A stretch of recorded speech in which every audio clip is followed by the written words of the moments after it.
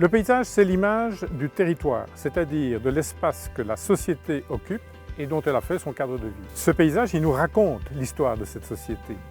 Et par exemple ici à Faux-les-Tombes, on est face à un paysage qui, jusque vers 1840, est un paysage forestier. Par nécessité d'augmenter la production agricole pour faire face à la croissance démographique du 19e, on va défricher cette forêt et en faire des cultures.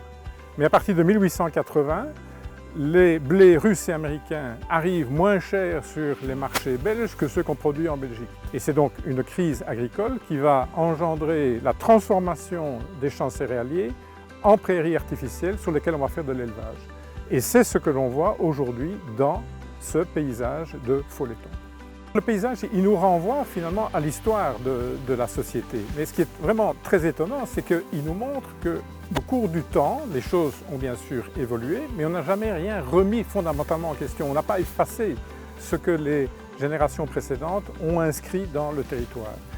Et nous vivons donc dans un paysage largement hérité, puisque ici, on est au milieu de prairies qui datent au mieux de 1880.